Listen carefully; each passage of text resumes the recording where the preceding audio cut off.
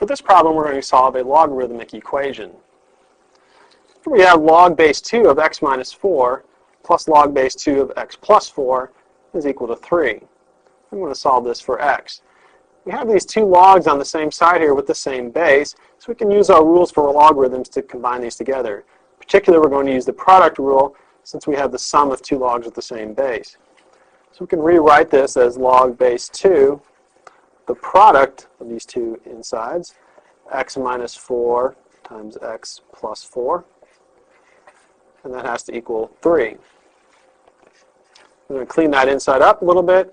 See, x minus 4 times x plus 4, that's going to be a special form when we multiply that together. Look at the difference of two squares, x squared minus 16. That equals 3. We've got a logarithmic form here. We want to change that to an exponential form. So we're going to take the base 2, raise that to the third power, and that has to equal the inside, x squared minus 16. 2 cubed is 8. 8 is equal to x squared minus 16. I'm going to add 16 to both sides, so we get 24 is equal to x squared. So solve for x, we take the square root of both sides. So we get x is equal to plus or minus the square root of 24. And we can simplify this radical as plus or minus 2 root 6. Again, as with a logarithmic equation, we want to check our solutions to make sure that they will work in our original equation.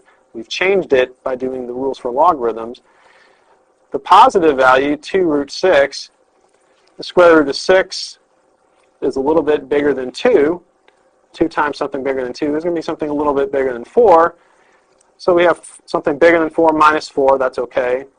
And then something bigger than 4 plus 4, that's okay. So the positive solution will work. If we look at the negative solution, again, we'd have a negative 4 point something. That's going to cause us a problem here in this first logarithm. It's also going to cause us a problem over here. Since we can't take the log of a negative, we can't use our negative solution. So the only solution is 2 root 6. Now that we've solved this logarithmic equation algebraically, let's move to our Smartboard interactive whiteboard and solve it using a graphing utility. We're going to solve the equation log base 2 of x minus 4 plus log base 2 of x plus 4 is equal to 3. And when we solve this equation on our graphing utility, we have a special situation to deal with because the calculators generally only deal with base 10 or base e. And here we've got a problem involving base 2. So we're going to need to use our change of base formula as we enter this into our calculator. So we'll go to our graphing calculator. As before, we're going to solve using intersection points. I'm going to enter the left side of our equation in y1 and the right side in y2. When we enter that left side, we need log base 2 of x minus 4 first. We're going to use the natural log, though, in our change of base formula. So we'll do the natural log of x minus 4. And then from the change of base formula, we're going to divide by the natural log of 2. So this expression right now, natural log of x minus 4 divided by the natural log of 2, is an equivalent form for log base 2 of x minus 4.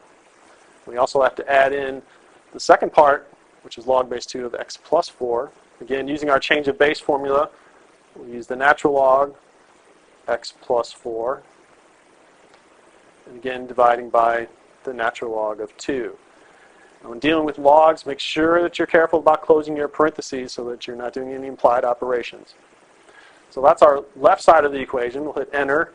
In y2, we're going to enter the right side, which is just the constant 3. We're going to graph that using our standard viewing window. We have the graph of y1 and our graph of y2 that comes through there. We're looking for this intersection point. We'll go to our calc menu. We'll pick option 5 for intersect. The first curve, we notice there's no y value present here. We're not actually on the graph of y1 right now. So we're going to need to scroll over until we actually see a y value show up. So now that we get a y value there, we know we're on the graph of y1. We'll hit enter. Second curve is y2. We're on that, so we'll just hit enter.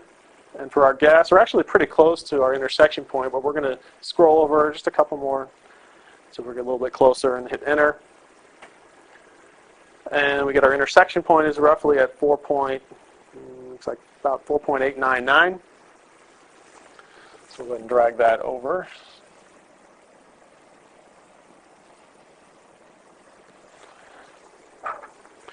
So using our graphing utility, you can see that the solution set to this equation will be roughly 4.899.